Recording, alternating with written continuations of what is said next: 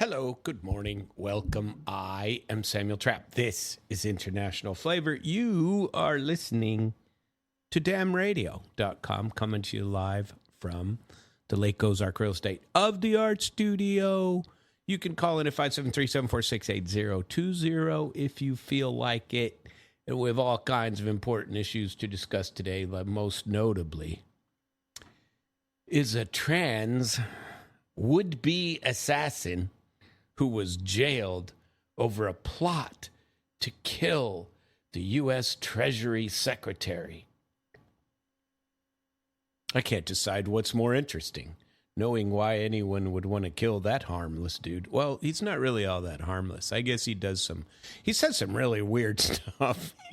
That dude's out there, but he says some stuff, and or over the trans thing. What makes the story interesting is that we have these specialty people that don't like each other, and I don't know why people can't just be people and have to go out and hate each other and try to kill people and stuff like that. We also have Kanye West. I told you about this. Had to he's going to Russia, folks. Maybe I could tag along and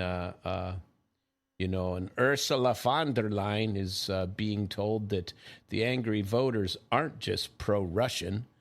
They aren't pro-Russian. You want to say just. That's what she's accusing them of. But when you're in power, you can accuse anybody, whoever you want. And that lady ain't going anywhere. She's an unelected official in charge of the EU. Isn't that crazy? You get to run countries. Countries don't get to run themselves. You have an unelected person, and they're all inbred. They get up there and they promote each other from within. So there's talk that Keir Starmer's going to be there, that when Macron gets elected out, he'll be there. Who gets to post next?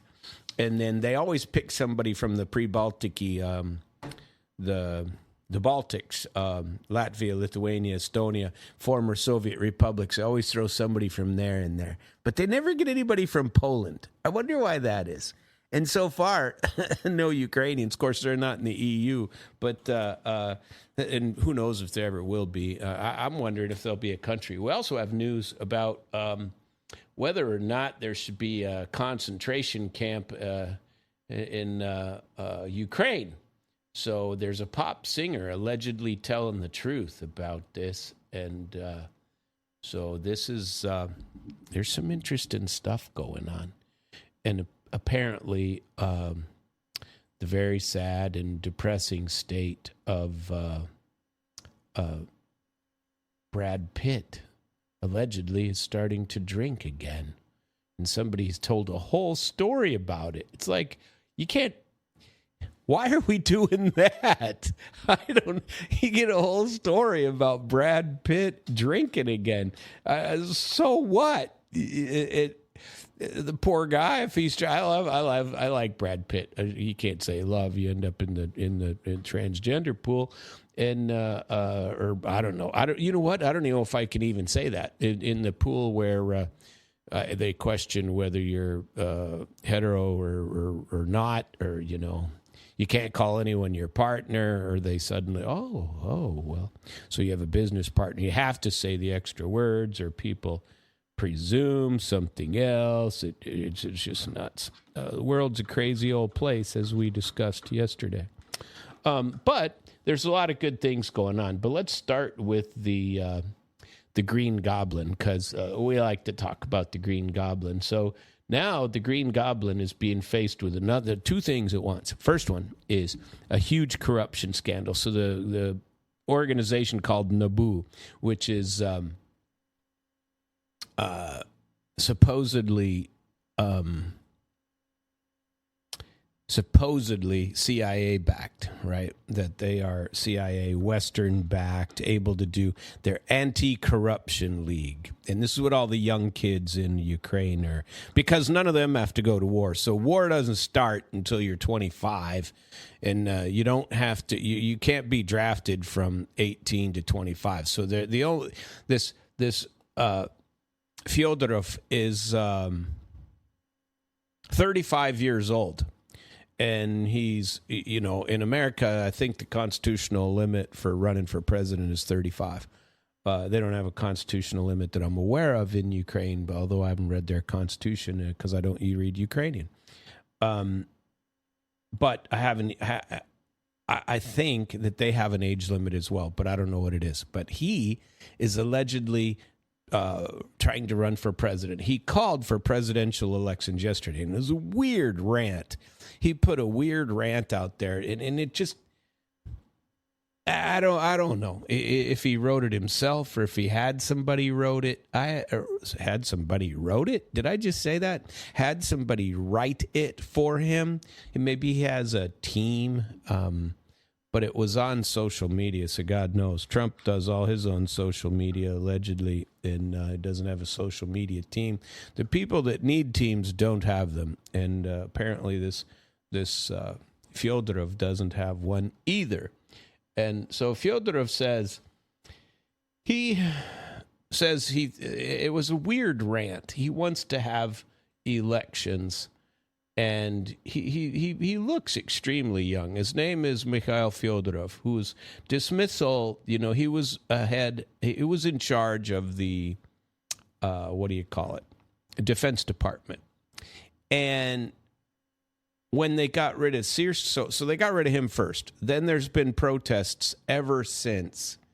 And these protests are young kids wandering in the streets. And they want change. So allegedly, he's the genius behind, let's take drones into Russia, we'll change the war, right? And they don't defend their own country because they don't have any air defense remaining. But they can attack Russia deep inside, and if you send enough, now they're sending upwards of 1,000 to 1,500 drones a day into Russia, okay? And they're bombing faraway places, meanwhile, but they're only drones, and they're using, I don't know if he's behind this or not, or if this is just some of the evil of people that just attack people. They aren't attacking necessarily hard targets. They're always throwing in these fragmentation grenades, and these fragmentations are designed to liquidate people. So however you feel about the use of these drones back and forth as the alleged modern warfare, to blow up civilians and to blow up civilian infrastructure. However you feel about that, this guy Fyodorov is allegedly behind it. And what's really funny is he's talking, every time you see him, there's English behind him. He's being pushed by a lot of high power English speakers, whether it's from Great Britain, America. He's well connected of course, he held the position. Whether he was qualified for it or not, nobody knows. But he held the position anyway, because you wonder if any of the old guys are left. They draft people in Ukraine from the age of 25 to 60. Those guys are drafted and sent to the front lines, and they avoid the cities of Lvov and avoid the cities of Kiev as far as Bussification in those cities. But everywhere else, and especially the poorer areas, there was a report I read that said it was massively lopsided in favor of the unconnected. Well, of course, because they can all buy out. The buyout that you pay to bribe the Tetseka guys is about $10,000 to $15,000. And so you sell an apartment, you sell all your cars to get out of going to war, and then a lot of them are leaving the country, and or they're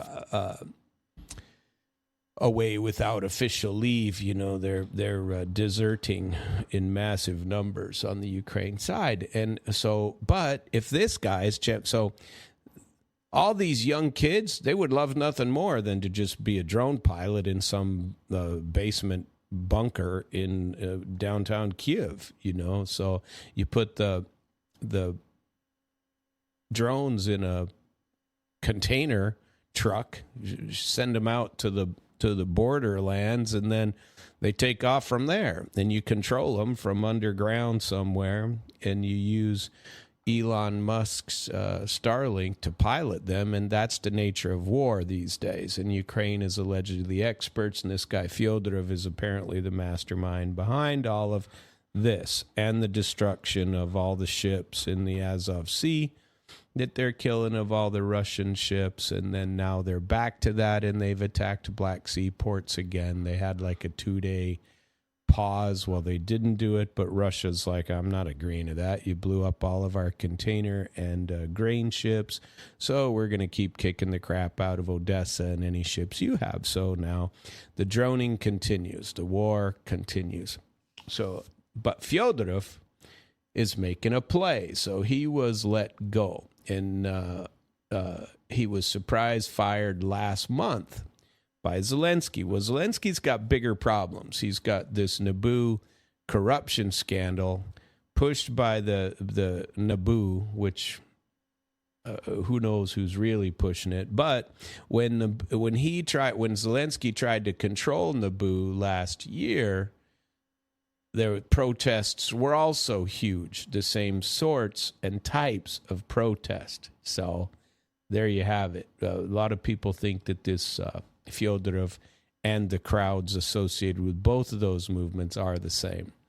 And so he has called for Zelensky to lift the ban on elections. Zelensky, whose 5-year presidential term expired in May of 2024, 2 years ago, refuses to hold new elections, and he says martial law. Every 90 days he renews martial law, right? And so martial law has to be, continued. And after, Fyodorov, he was champions drone warfare, and military cooperation abroad was removed on July the 14th amid, clashed priorities and differences with the top military guy, Alexander Syrskyi. And Zelensky responded to the protests demanding that Fyodorov be returned by instead firing Syrskyi the following week. So both have publicly sought to downplay their differences. But in a campaign-style YouTube video Tuesday, Fyodorov blasted corruption in Ukraine. Yeah, right. Corruption of other people's corruption, right? Others' people corruption is no good. But your corruption is just fine. It's all going to be the same in Ukraine regardless. Hang on. Good coffee. So his video, he says he blasts corruption, of course, and then calls for what they all do, transparency and accountability, and what he described as a systemic crisis of governance. We must find legal, safe, and realistic mechanisms that will allow Ukraine to restore a fully functioning democratic process, even if the war drags on. Even if? Well, don't you mean while? While the war drags on, we need to restore a fully functioning democratic process. Yeah, democratic. That's what it is. They let people, so in Ukraine, they let people vote from out of the country, right? And but depends on what country you're in. So some, by some estimates, as many as 6 million Ukrainians left and went to Russia, okay? And there's a good, the most numbers say between 3 and 4 million, but some people say that there are upwards of 6 million Ukrainians in Russia. And when they hold elections, they don't get a vote. But they do in Italy and across the EU, where all of these people ran away and they're never coming back. The people that would be likely to come back more than any of them are the people in Russia. You know, that they, if anything ever went back to normal, where these people got along between each other, then the fact is they're very similar types of people. Slavic, Pravoslaviansky, Russian Orthodox Church, a lot of them. There's a lot of Muslims in that area too, but not on the. Generally, true Ukrainians and true Russians are Orthodox. There's a lot of Jews in there too, but there's some pretty good history in that entire area, in all Russian speaking. Okay, and especially the parts that are disputed. So while the war drags on, and you claim these are democratic things you're trying to fix, everybody knows there ain't an ounce of democracy involved here. This is not democracy, okay? He continues, we can find a solution even in this situation because, this is funny, because democracy is not a luxury reserved for peacetime. Democracy is part of what we are fighting for today. Oh, really? That is funny. But there is another reason why this conversation is needed right now. People cannot live indefinitely in a state where they do not understand why certain decisions are being made, the former minister added. Fyodorov's video addresses protests about his support, people who are supporting him. He showed images behind him, and he references to the high-profile scandals involving government ministers, which are continual, and they started a new one yesterday. My first thought was, gee, I wonder if they're using Naboo to hopefully oust Zelensky, because some of the recordings that they alleged, they talked about Zelensky about in an email here. And, one guy called it Operation Forrest Gump because they're so stupid. They're just sending these communications by email, so there's a record. They're just stupid, and or they think nobody's ever going to get their email or something, because one of the emails says, yes, drop off 4 bags at the presidential palace, 4 bags of money, and so 4 bags of money. So this is they say, geez, who is this guy, Forrest Gump? And so that's kind of comical. And he was talking about the scandals of the government ministers, like Yermak, like the Mindich who ran off to Israel and took $100 million with him. He says societies gets the impression that the main criteria for appointing someone is not their professionalism. You think? Not their track record or their ability to change the country, but here's the key, their personal loyalty to the system, said Fyodorov. Well, you knew that when you got appointed to be the head of the foreign ministry. This is funny. In a jab at Zelensky's Servant of the People party, he argued that the country's parliament should be the heart of Ukrainian democracy, not its wallet. In a post on X, presidential investment envoy Kirill Dmitriev argued that Fyodorov was de facto signaling his presidential ambition in a challenge to Zelensky. Well, of course he was, and maybe he will be. He's a young man, and people did protest for him. Critics have accused Zelensky for a long time of abusing his power, sidelining people who are political rivals. They all do it. This is a European thing. If you want to claim that Zelensky's Europe? Sure he is. They arrest Le Pen or whatever in France. You've done it in every country. The EU has anyone arrested. They just create these things and get them all arrested. It's good stuff. So they accuse him of doing the same thing that Ukrainians have always done.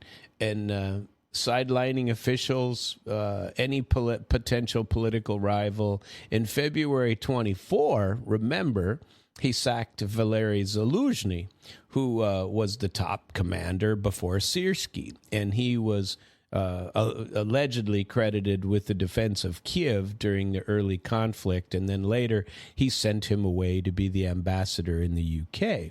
In January, Zelensky removed Kirill Budanov as the head of military intelligence and appointed him as his new chief of staff.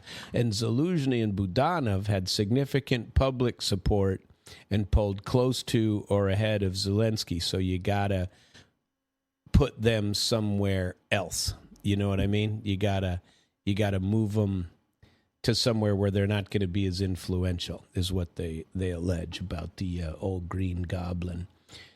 A July survey by the rating group indicated that Zelensky has an approval rating. Now, this surprises me. I don't necessarily believe it. But they say that he has an approval rating inside Ukraine of 59%, but that he's still behind Budanov, who is 62%, Fyodorov, who is at 65%, and Zaluzhny, who is at 70%. According to a Socios poll released on August 6, Zelensky would lose by a wide margin to each of the three in any sort of runoff election. Zelensky's rule is marred by controversy continually, and last year he sought to curb the investigative power of NABU and SAPO, and then he backed down after elections. And then we all know about Timur Mindik, who stole $100 million. That's one of his best buddies, and there's been stuff about him and his wife taking money and all of that too. And speaking of corruption, let's go here, shall we? This one was quite a while ago, but everybody knows who owns Firepoint, right?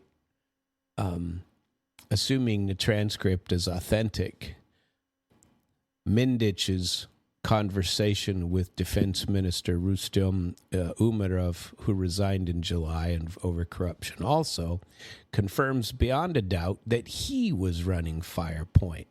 Contrary to his and the firm's public claims, the two discussed in detail the company's plans, risks posed by U.S. competition, and how the minister could help. Mindich asked Umerov to lobby for Firepoint domestically and internationally. Now, Zelensky's involved in this. He and Mindich did this, is what everybody says, and that all the evidence points to that. And they are being very careful how to take him out, to get... They want to have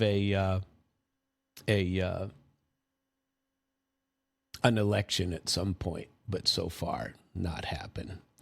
Now that this new corruption scandal is out there, Irina Mudraya has ended up in hot water, and they're looking into her $3.3 million money laundering scheme.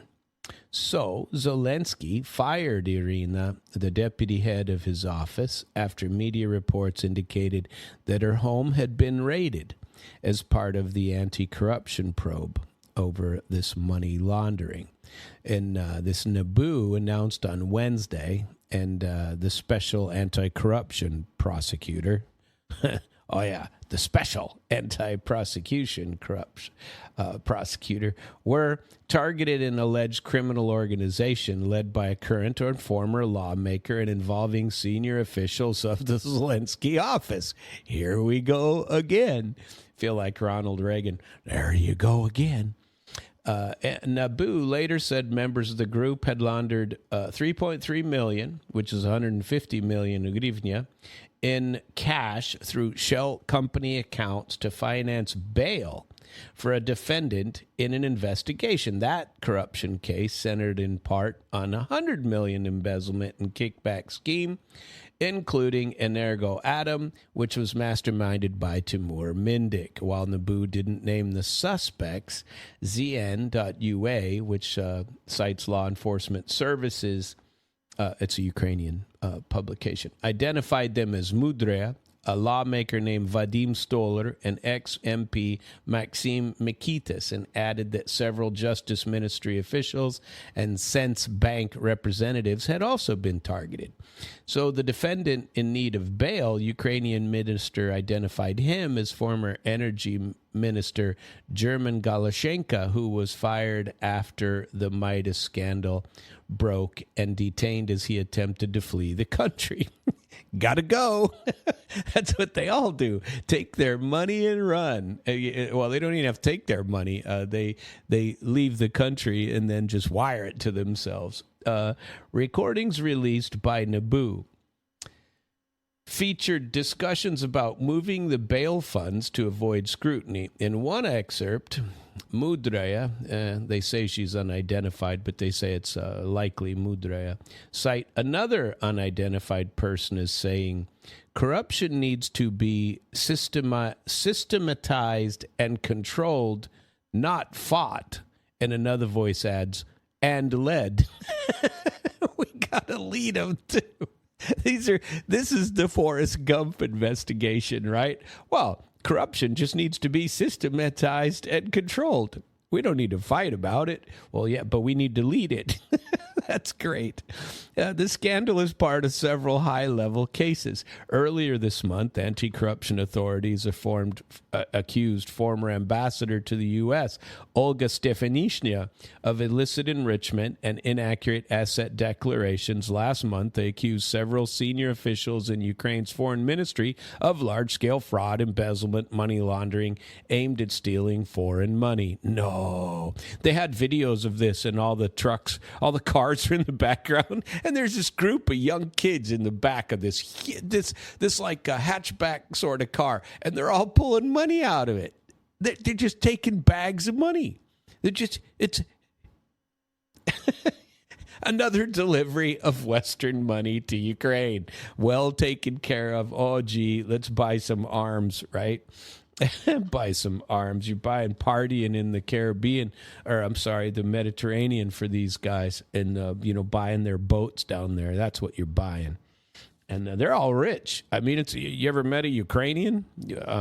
One that doesn't live in the U.S., by the way, and there's a few here that are wealthy too, and they worked for it. But the ones that came recently is what I'm talking about. They got all kinds of money. Rampant corruption in Ukraine has long been an issue and only has intensified since 2022. It's 10 times worse now than it was before. And EU officials designate graft as one of Ukraine's key obstacles to membership. And it's been that way since they've been trying to get in. They've been trying to figure out how to get in since like 1997 or something.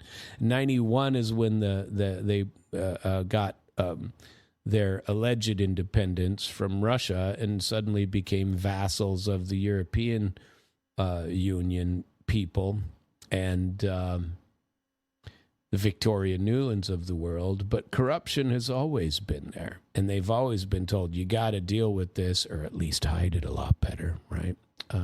If you want to be in the EU, because EU they're masters of it, kind of like here in the U.S. We do it. We're just a hell of a lot better at it. Our people are the experts. These people just do it in open and put all the cash in the back of a car. Here, we just give you ways to get you wealthy. We don't just hand you bags of cash except on, airplanes in above foreign countries. That's what you do. The Russian Foreign Ministry spokesman Maria Zakharova has said, corruption in Ukraine has become the byword. It permeates the entire Ukrainian power structure, including Zelensky's inner circle and the man himself. That's the quote of the day right there. And it's a good one, and it's probably accurate, I would say. Fire point. Every time somebody close to you gets targeted, well, you got to get rid of him too. But he's running out of close contacts. They're not there, and they're just not available for comment any longer in that regard. Isn't that terrible? We're going to play a bit of a song for you. Enjoy it, and I shall return shortly.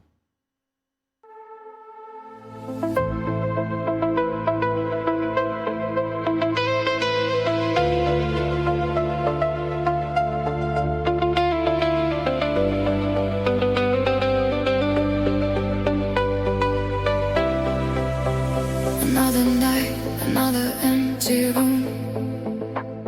Your memory still fills the gloom. I close my eyes, but you're still there. Like a ghost, I feel everywhere. I thought I'd learned to let you go, but my heart still whispers no. You left without a final word, and silence is the loudest thing I've heard. We had a love I thought would stay, but somehow we lost our way. You held mine, you held my heart. I never thought we'd fall apart. We talked about forever nights, dreamed about our future lives. You were reason I believed, you were the one I couldn't leave. Now every room feels cold and wild since you walked away from my side. Still look for you in every crowd, still wish I could say your name out loud. I gave you all I had to give, you were the reason I wanted to live. Now I'm learning how to be alone in a world that doesn't feel like home. I lost my love, I lost my way, I lost the one who made me stay. I gave you my heart, I gave you my soul. You were the missing piece that made me whole. I lost my love, I lost my dreams. Nothing is ever what it seems. You say goodbye, I watched you go, but I still love you more than you'll ever know. Your picture's still beside my bed, 1,000 things I should have said. I read our messages late at night, wondering when we stop feeling right. I remember every little thing, the way you smile, the way you sing, the late night calls, the stupid fight, the way you made my darkest nights bright. Now I walk alone through places we knew, every street still takes me back to you. The world keeps moving, people change, but my heart still feels exactly the same. Maybe I loved you way too much, maybe I needed your every touch, maybe you were never meant to stay. Why does losing you hurt this way? I lost my love, I lost my way, I lost the one who made me stay. I gave you my heart, I gave you my soul. You were the missing piece that made me whole. I lost my love, I lost my dreams. Nothing is ever what it seems. You said goodbye, I watched you go, but I still love you more than you'll ever know. Tell me, do you ever think of me when you're alone, when you can't sleep? Do you remember the promises we made, or did they disappear like yesterday? I wonder if you miss my voice, I wonder if you make the same choice. If you could go back one more time, would you still walk down my life? I don't blame you, I don't hate you, I just wish I could forget you, because loving you became my pain, and missing you became my everyday. If I could turn back time tonight, I'd hold you close and make things right. I'd tell you things I never said, I'd fight for us instead. I'd tell you, you were never just somebody to me. You were the future I wanted to see. And even if tomorrow takes you away, a part of me will love you anyway. But time won't turn, and hearts don't rewind. You found your future, well I stayed behind. I lost my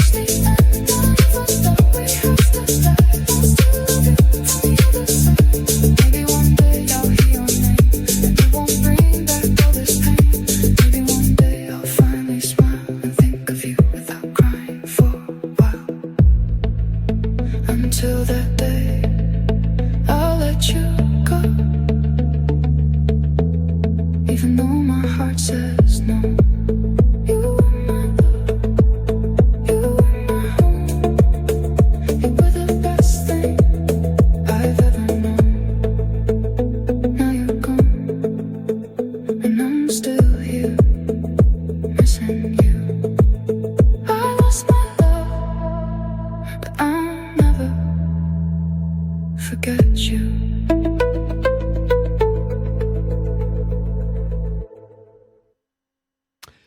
Well, there you have it. We have returned after that song by Deepin. And let's see, I believe we're gonna change over to the trans would-be assassin who was jailed over the plot to kill the U.S. Treasury Secretary. Yeah. Or you know what we could do? No, we won't do that. We won't do that yet. We're gonna talk about transgender politics here. It's very important that we do. We have to generate so many hours of content regarding that, or YouTube will block you, right?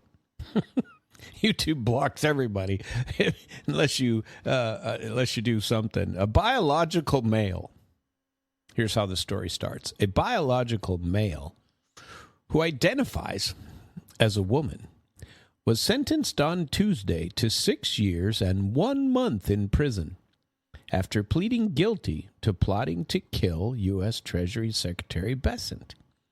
Ryan Michael English, who goes by the name Raleigh Jane English, turned himself into a police officer outside the Capitol building in Washington, D.C., on January 27, 2025, according to the U.S. Attorney's Office for the District of Columbia. Police searched English. This is crazy. They searched English and found a folding knife, 2 Molotov cocktails, and a lighter in his pocket. He confessed to traveling to Washington to kill a cabinet nominee whose Senate confirmation vote was scheduled that day, or to burn down, it doesn't matter, or to burn down an unidentified think tank in the Capitol. Police found a note to a roommate in English's pocket that said, "This is terrible, but I can't do nothing while Nazis kill my sisters." I can't take it. I'm so sorry for lying and plotting and lying. Judge Rudolph Contreras said English was concerned with trans rights and that the plan was basically impossible to succeed, and she turned herself in before it came anywhere near fruition. So now we know that judges have to follow who she wants to be. U.S. Attorney Jeanine Pirro rejected English's argument for a lighter sentence. All he had to do was not turn himself in. Dumb twit. It's like, just don't turn yourself in. Don't do it. Don't turn yourself in. Yeah. He plotted it. With who? Where's the plot? Which portrayed the defendant as a young transsexual woman who has experienced trauma and suffering from the day she was born, said Jeanine Pirro. But my office will not tolerate attempts to intimidate or harm public officials that strike at the heart of our democratic process and are antithetical to the values we all depend on, said Pirro following sentencing. She should be proud, right? Police said that English was inspired by Luigi Mangione, who was charged with fatally shooting United Healthcare CEO Brian Thompson in Manhattan in December 2024. In his diary and a handwritten note, Mangione described his frustration with the healthcare industry. And last week, he pleaded guilty to stalking Thompson, resulting in his death. The U.S. has seen a series of attacks on public figures in recent years. In September, a gunman killed conservative activist Charlie Kirk. No, he's not during a speech at a university campus in Utah. Now, I've been told by would-be people in the know that was planned by powers greater than the person who pulled off the killing. U.S. President Trump survived several attempts. In June 2025, an assailant murdered a Minnesota House Speaker Melissa Hortman and her husband and wounded Senator John Hoffman and his wife. And in April, a man firebombed the residence of Pennsylvania Governor Shapiro. These are crazy times, people. Crazy times. Crazy stuff.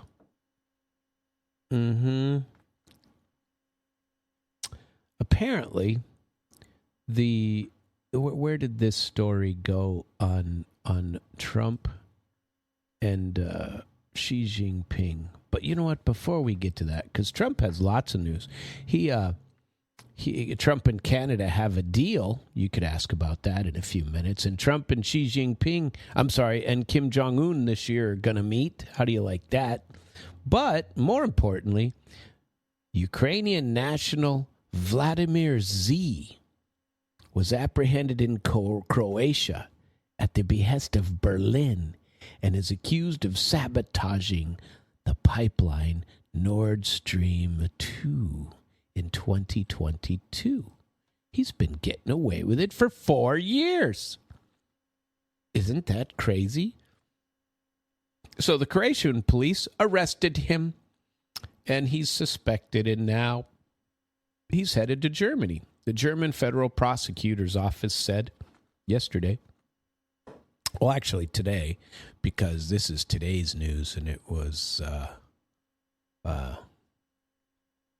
oh, wait, Prince Harry and Meghan are moving back to the UK. Oh, my God. What do you know? They miss their homeland.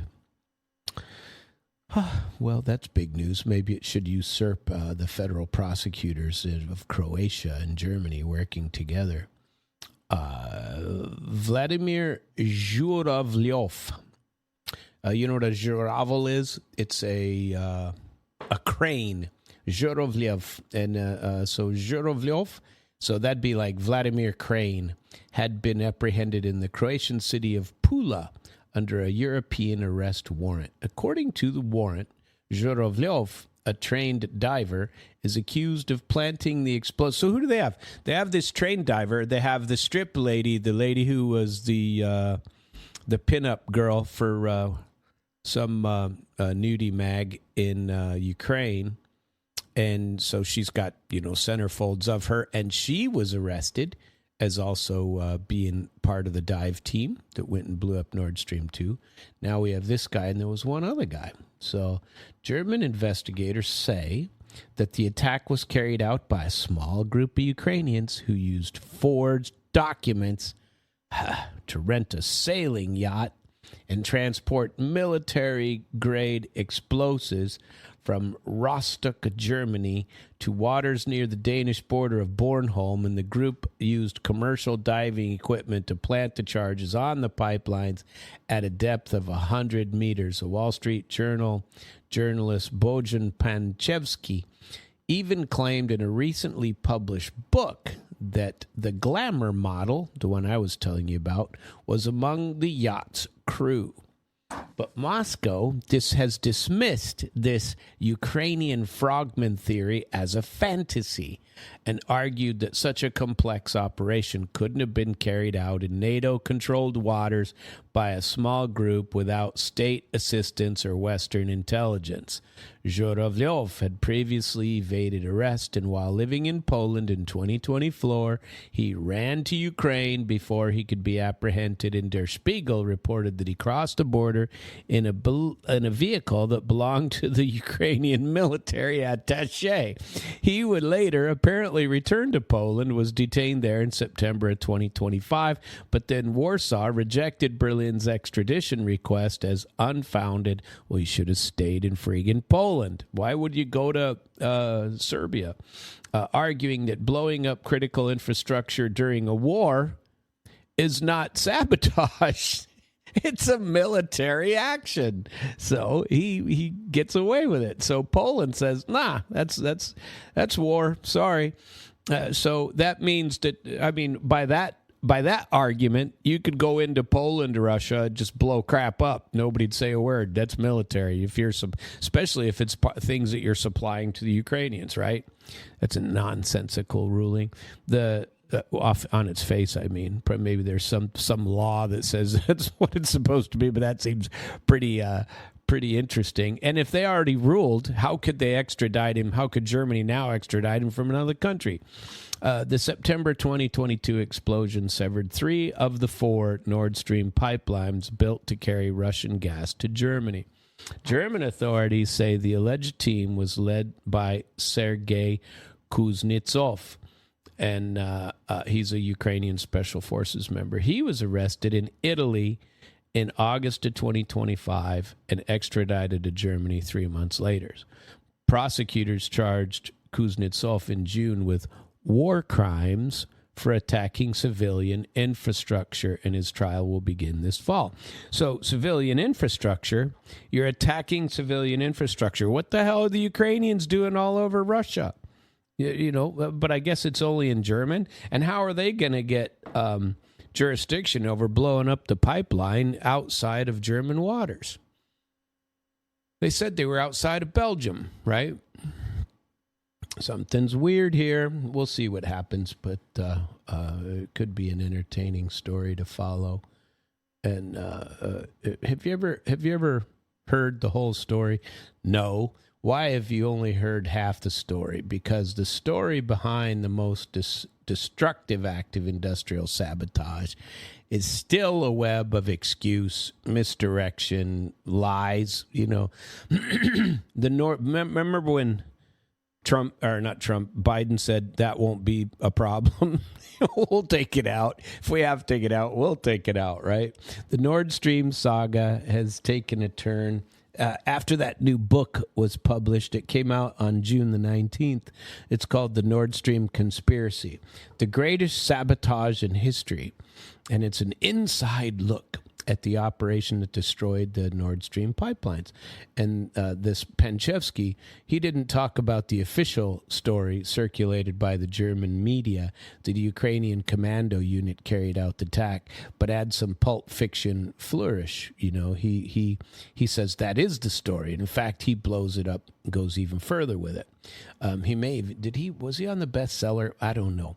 But he claims that the erotic model who identified herself as Freya was the bravest diver in the whole group, and her experience diving to depths of 100 meters, the operation could not have been pulled off without her. Another of the divers was sick with COVID, but Penchevsky claims he carried out the kind of dive that has killed experienced military frogmen before. After the Ukraine conflict escalated in 2022, Freya, who's a Ukrainian that posed naked for soft porn magazines before turning to diving, apparently contacted a dubious intelligence unit through her diving colleagues and volunteered her services. Asked if she would be willing to take part in the costliest act of industrial sabotage in history, Freya replied, "Where do I sign?" Wow. This is drama. Most of Penchevsky's claims, the book writer, cite Ukrainian intelligence sources, right? And his imagination just fills in the gaps. He insists that the alleged saboteurs inherited their appetite for risk from the Zaporizhian Cossacks of the 15th century. Oh, so Zaporizhia is where the Cossacks had. There's some great books by Lermontov about the Cossacks. You should read some of those. It's pretty good stuff. And he marketed by its publisher as compelling as a spy thriller. According to the book, it's a little too eagerly in the direction of Hollywood, according to book review New York Times. So maybe this was written for a purpose. That's what everybody is thinking. But although the story goes into 1960s spy caper silliness, it is no more far-fetched than the official narrative to date. In the most recent telling of the operation, Der Spiegel said in February that a Ukrainian secret commando unit approached the CIA in 2022 with plans to blow up the 4 individual gas pipelines that make up the Nord Stream 1 and Nord Stream 2 connectors. Der Spiegel, Ukrainian sources familiar with the matter, told the outlet that the CIA liked the plan, shared technical data on the pipelines, and was even willing to finance the operation until it abruptly withdrew its support in the early summer of that year. But the Ukrainians went ahead and blew up the pipelines without American permission, using a rented yacht to transport the explosives to the blast site. Sounds plausible. The latest report is unlikely to raise any eyebrows. Most people dismiss the entire premise of a small team of Ukrainians pulling off an operation beyond the capability of most state militaries as ridiculous. To understand just how ridiculous, you have to go back to 2022. On September 26, 2022, a seismometer on the Danish island of Bornholm detected 2 spikes consistent with underwater explosions, one just after 2 a.m. and one just after 7 p.m. Danish and Swedish authorities determined that both Nord Stream 1 lines had been destroyed and one Nord Stream 2 line damaged 60 kilometers northeast of Bornholm, while an explosion around 25 kilometers southeast of the island destroyed the other Nord Stream 2 line. As images of bubbling gas leaks hit international media, a separate story went almost entirely unreported. Less than 24 hours after the second round of blasts, Poland and Norway celebrated the opening of the Baltic Pipe, a gas pipeline that transits Norwegian gas to Poland via Denmark that passes over Nord Stream just south of Bornholm. Built in 2020 and 2022, the Baltic Pipe joins the larger Norway-Netherlands Europipe 2 in the North Sea. It allows 10 billion cubic meters of natural gas to reach Poland every year. Less than a tenth of Nord Stream's capacity, but enough to cover 2/3 of Poland's total imports in 2024. Poland sells some of this gas to other EU countries, which, after the destruction of Nord Stream, were guaranteed to need a new source for the foreseeable future. Excuse me. With their own supply assured and Russia's key gas conduit to the EU out of action, the excitement in Warsaw was palpable. Thank you, USA. Poland's now Foreign Minister Radoslaw Sikorski tweeted. Sikorski deleted the tweet 2 days later. His jubilation was premature and off message, as the West had collectively decided on a different narrative. Over the next week, Ukraine and its Western media backers flooded the media with false claims. The editorial board of the Washington Post pointed out that whoever pulled off the attack possessed the kind of capability used by a state actor. It was taking as gospel in the U.S. and Europe that this actor was Russia. Remember that? Gas leak from Nord Stream 1 is nothing more than a terrorist attack planned by Russia and an act of aggression towards the EU, said Mikhail Podolyak, advisor to Ukraine leader Zelensky. Remember Podolyak? It seems Russia is behind this act of sabotage, said U.S. Energy Secretary Jennifer Granholm. Only Russia can really be considered for this, former German intelligence chief Gerhard Schindler. This is clearly an act of sabotage of some sort, and Russia certainly is the most likely suspect, said former CIA Director John Brennan. Now it's a group of Ukrainians, right? The EU stopped short of accusing Russia, but European Commission President Ursula von der Leyen attributed the leaks to sabotage and deliberate disruption, claiming that Russia had previously used gas as a weapon against Western Europe. Russia, which invested billions of dollars in building the pipelines, called the accusations stupid, predictable, and absurd. It is obvious to everyone who benefits from this, said Russian President Vladimir Putin the week after. Those who benefit are the ones who have done it, he said, pinning the blame on the Anglo-Saxons, a Russian colloquialism for the U.S.-Ukraine transatlantic alliance. Still, accusations of Russian involvement persisted. European security officials told CNN and other outlets that they spotted Russian ships near Bornholm on the day of the explosion, but the theory that Russia carried off the attack was metaphorically blown out of the water by American journalist Seymour Hersh in February 2023. Hersh blamed the CIA.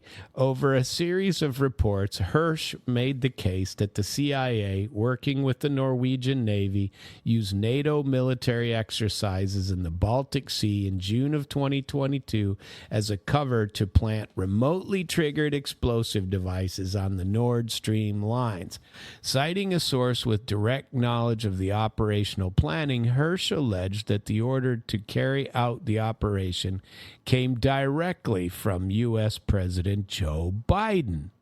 Only the U.S., Hersh explained, had the means, the motive, and the opportunity to pull off such an audacious attack.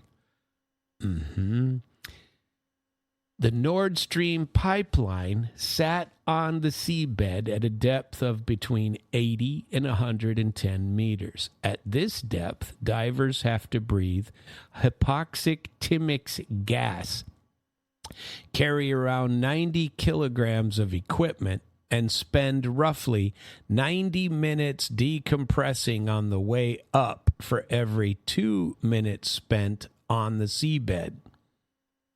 Furthermore, a single diver or pair of divers would rarely attempt more than one of these dives in a single day, meaning the crew of the yacht, described in one report as not the vessel anyone would ever choose for such a mission, would have had to remain at sea amid active military exercises for days on end. RT spoke to a scuba diving expert who said it was not impossible, but highly unlikely that a small team of divers could pull off such an operation. Even 50-meter dives can kill the most experienced military divers, but the divers of the U.S. Navy's Diving and Salvage Center in Florida possess the equipment and the know-how to carry out engineering operations at this depth. The CIA recruited those divers, commandeered a Norwegian mine-hunting vessel, and planted shaped explosive charges on the pipelines in June of 2022, according to Hersh's source. The charges were reportedly triggered on September 26 by a sonar buoy dropped from a Norwegian Navy P-8 surveillance plane. What's the motive? U.S. antipathy toward Nord Stream is a matter of public record and transcends presidential administrations. President Bush, Obama, Trump, and Biden have all condemned the pipelines and urged the EU to abandon Russian gas for American LNG, a pricier fuel that prior to 2022 was a very hard sell in Europe. According to Hersh, Biden planned on blowing up the pipelines long before Russia sent troops into Ukraine in 2022.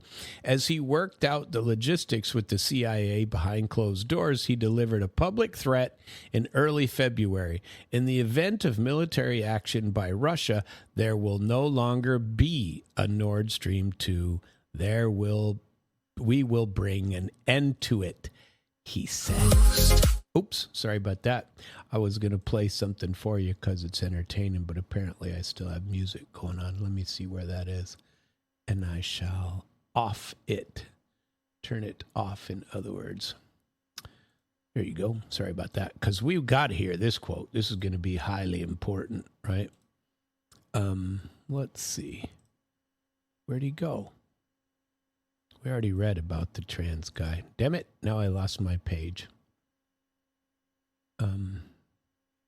Here we go. We have to hear this very important quote from the man himself. You ready? This will be good to reminisce over these hilarious times. There will be no longer a Nord Stream 2. We will bring an end to it. Let's hear that again. There will be no longer a Nord Stream 2. We will bring an end to it. There will be no longer a Nord Stream 2. We will bring an end to it. There will be no longer a Nord Stream 2. We will bring an end to it. Yeah, we will. How will you do that exactly? Since the project and control of the project is within Germany's control. We will, I promise you, we'll be able to do it. I promise you, we will be able to do it. Well, there you go. Biden's reasoning was twofold, Hersh's sources explained. First, blowing up Nord Stream satisfies the long-time U.S. goal of forcing the EU to rely on American LNG. Second, Germany's economy before 2022 was dependent on Russia for 55% of its gas. And by destroying Nord Stream, the U.S. prevented a possible deal between Berlin and Moscow and guaranteed that Chancellor Scholz stayed committed to providing military support to Ukraine. The President of the United States would rather see Germany freeze than see Germany possibly stop supporting Ukraine, wrote Hersh. Wow. Planting each charge was an hours-long endeavor, and the presence of military divers wouldn't go unnoticed unless they had an excuse to be in the area. NATO's Baltops exercise gave the CIA the cover it needed. Running from June 5 to June 17, Baltops included 14 NATO states, included U.S.-led experiments with mine-hunting drones, and deep-sea communication technology in the Baltic. Hersh predicted that American and German intelligence agencies would come up with an alternate story and feed it to friendly media outlets. Well, that's what they did. In April 2023, New York Times, Die Zeit, and Der Spiegel published the first versions of this interesting tale. Roughly, the story goes as follows. A 6-person Ukrainian team rented a 15-meter pleasure yacht, the Andromeda, at a German port called Rostock, sailed through active NATO military exercise, anchored in waters too deep to actually anchor such a craft, spent hours at 80 meters planting timed explosives weighing up to 27 kilograms each at 4 different sites, somehow had the time to decompress and leave the scene before sunrise. This, Der Spiegel and other outlets allege, is the version of events German prosecutors are following. Reality strikes, right? We have to have a true story. This one's true, right? The details of the story have shifted since 2023. First, it was carried out by Ukrainian civilians, buoyed by alcohol and patriotic fervor. Then by a crack Ukrainian commando unit. Zelensky gave the plot his blessing in one version until he didn't. And the operation was then carried out by former Ukrainian commander-in-chief Valery Zaluzhny, who's now in England, without the knowledge of his political rival, the former comedian. One version has the Ukrainian state funding the attack. Another has private business figures supplying the cash. Now, the focus of attention is on how much the CIA knew about the attack and when. This has been the subject of lively debate in Western media, but at no point has the central premise of a small Ukrainian team using a yacht been questioned. So 5 people were sitting around drinking, having a laugh, and decided, why don't we blow up the Nord Stream pipelines? We have diving skills. Allegedly hired a little boat, sailed to the place where the Nord Stream was passing, went down, planted explosives, and detonated them, said Sergei Lavrov in 2024. If someone can actually believe this version, then it's only people who are afraid of the truth and are trying to protect a criminal Kiev regime in any way possible, or the CIA. 2 suspects have been arrested for their role in this plot. One was held in Poland till a judge set him free, and I told you about that, arguing that destroying Nord Stream is a legitimate act of war against an aggressor and not a terrorist attack on civilian infrastructure. So he won't be extradited to Germany, a fact that Polish Prime Minister Tusk made clear on X, by the way. You have to know your social media if you're a prime minister. Polish court denied extradition to Germany of a Ukrainian national suspected of blowing up Nord Stream 2 and released him from custody. And rightly so, he said, the case is closed. Now see there, justice, people, justice. The alleged ringleader of the group, Ukrainian national Sergei Kuznetsov, is currently in German custody, but the Ukrainian media claim that the evidence against him is flimsy and won't support criminal charges. Well, of course it's flimsy. How could he have done it if he couldn't have done it? You can't do it if you can't plant those explosives and cover that. You just don't have the time. If this is true, then a confession is the only hope the Germans have of backing up their own conspiracy theory. And frankly, why do they care? I mean, seriously, they're screwed now anyway. Meanwhile, every new revelation and plot twist in Nord Stream brings the official narrative closer to the reality. The attack was not carried out by a group of Ukrainian drunkards, a soft porn publication subject, I suppose you'd call her, a rogue military cell. It was done with the prior knowledge and likely participation of the CIA and at least one NATO partner.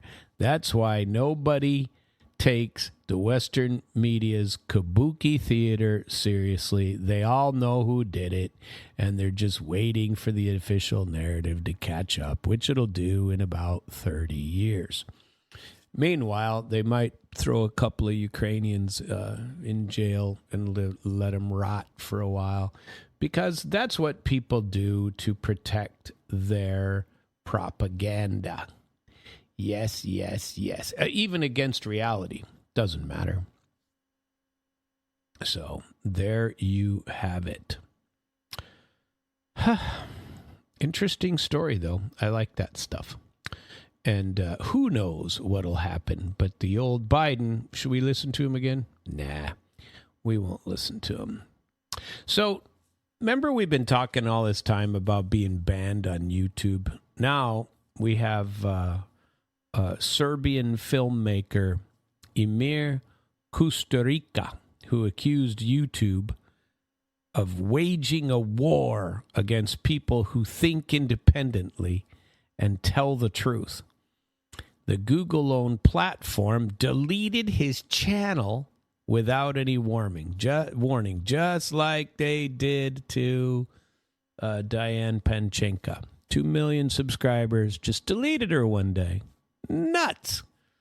YouTube removed Costa Rica's My Life channel Wednesday without saying why, according to several media reports. They did the same thing to Diana. The project, produced with Sputnik's Serbian service, contained more than 200 videos and had 30,000 subscribers. Some of the videos were dedicated to the fate of Yugoslavia, the clash of civilization, and the collision between Christian and Western value. After the escalation of the Ukraine conflict in 2022, YouTube banned the channel Sputnik. And so some of his videos were Sputnik, and the West imposed sanctions against Russia, of course. Moscow condemns the Western crackdown on these media outlets as Western censorship. Commenting on the ban, Costa Rica said that a totalitarian society was behind the move and said that for them, it is normal that they close the channel on YouTube. They are at war with people who think, who tell the truth, and bring truth to the masses. And separately, he said, they don't want anyone in that choir who doesn't sing the song that the algorithms reflect what those at the top want, those richest people in the world, plus the intelligence services. How do you like that? While YouTube rules stipulate that a channel can be shut down due to user complaints about video content, and after 3 consecutive warnings, neither the outlet's editorial staff nor Costa Rica received any notifications.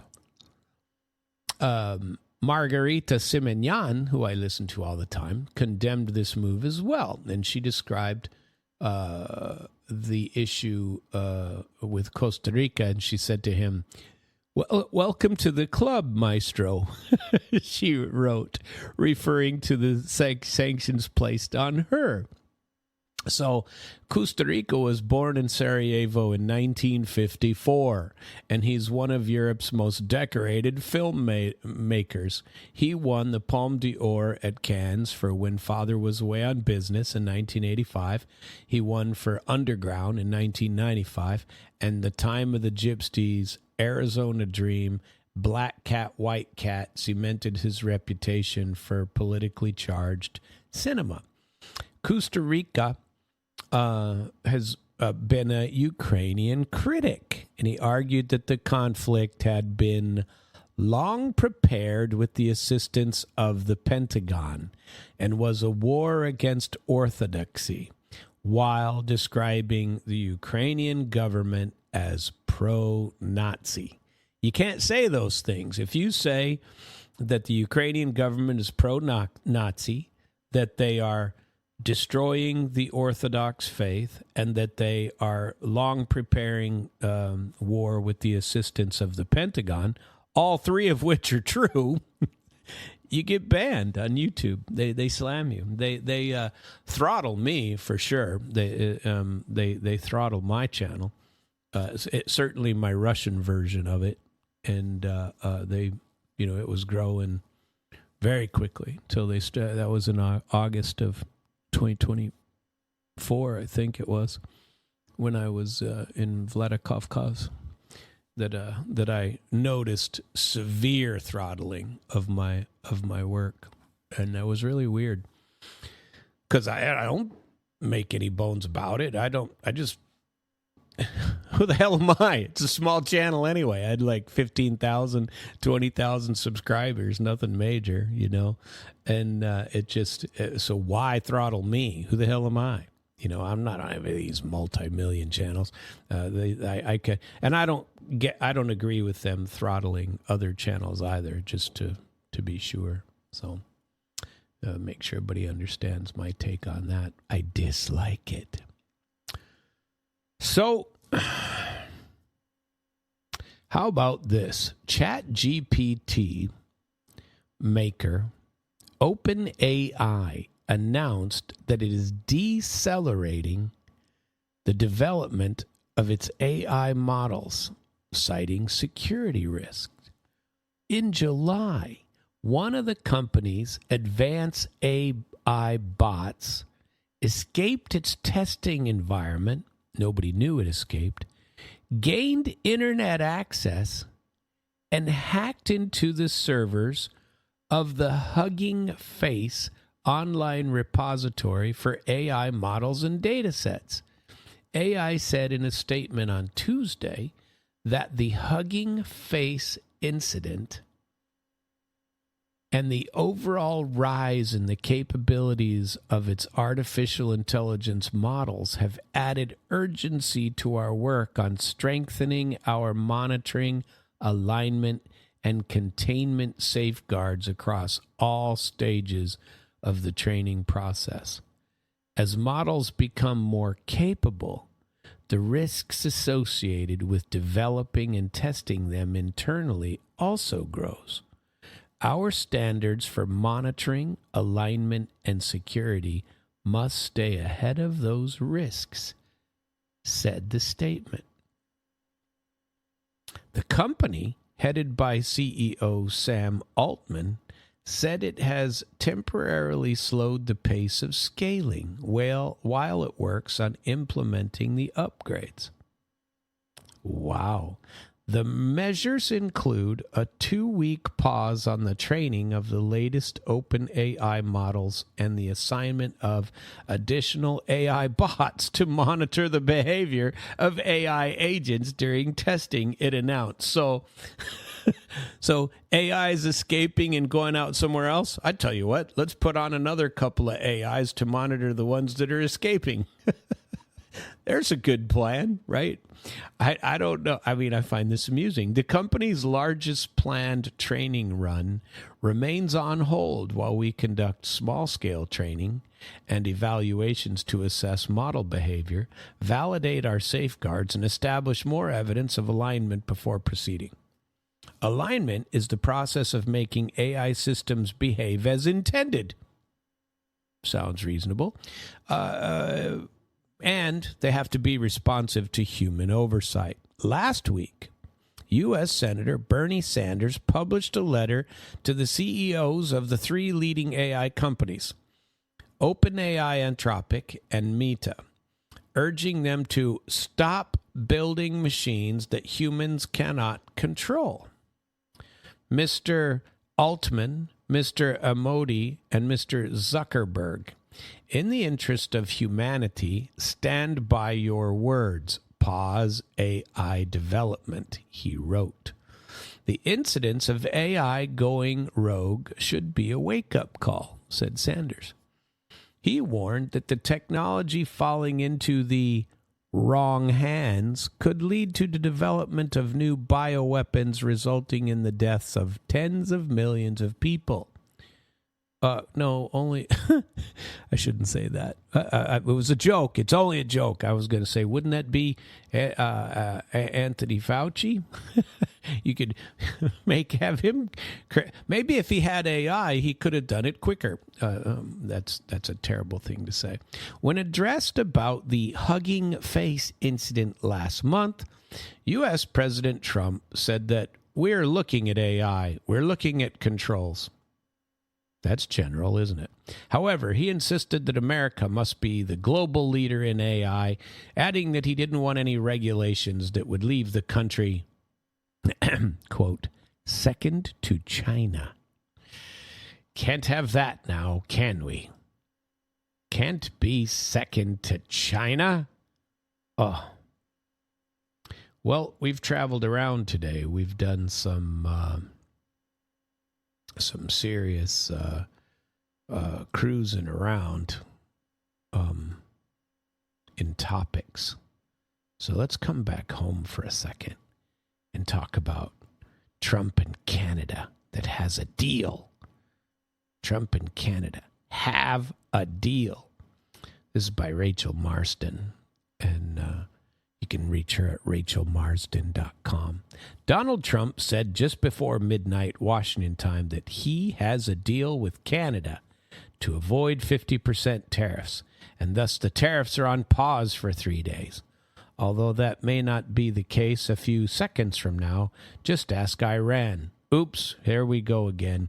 Canada has already disputed the existence of any deal.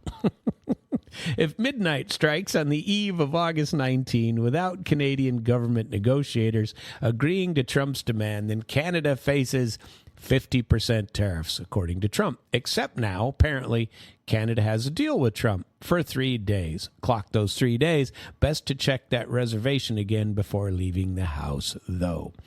The reality is that most exports to the U.S. from Canada are already covered under a North American free trade agreement that includes Mexico, and the Canadian government has spent the last several months educating the country's companies about how they can foreseeably ensure that their own products qualify under that deal, which leaves what exactly? Canadian booze, Canadian hockey gear, Canadian wood and paper products. Almost all of U.S. particle board comes from Canada, and the overwhelming majority of its softwood lumber, wood products, and paper. Way down the list as the second supplier is China. Trump has called Canadian leadership nasty for not letting him grab them by the wood. But he's also called China cheats, rip-off artists, and a total disaster in prior remarks. Yet you'd think that the U.S. has actual options from the way Trump has been behaving. Why even negotiate with Canada if that's the case? It's like the guy blowing up your phone asking for a date while insisting that he has better offers on the table than you. Well, go ahead. What's stopping you then? If you're still camping out on the lawn, then there must be something you really want and need there, regardless of the accompanying rhetoric suggesting otherwise. Now there apparently is a deal until there isn't, or until that deal becomes a different deal, or until the deadline for the deal moves, or until the deal is declared a victory, followed by another deadline to secure the next victory. It's like a departure board for a flight during hurricane season. Oh, what's that? You want first dibs on Canadian natural resources in the interest of collective security? That's like telling a woman she must date you and not anyone else because you're the safe choice. Does Mr. Security threaten to violate you against your multiple attempts to rebuff his advances, as Trump did repeatedly, making Canada the 51st state, despite Canadians literally making it a primary issue in their last national election? The U.S. demanding a right of first refusal on Canadian critical minerals, that Canada complete its purchase of U.S. F-35 fighter jets, that Ottawa buy U.S. tech such as radar planes as part of joining Mr. Trump's planned Golden Dome missile defense system, and that Washington receive some guarantee on future supplies of oil and gas. Who made it the cornerstone of his campaign? That was Mark Carney saying he didn't want those things. Isn't that funny?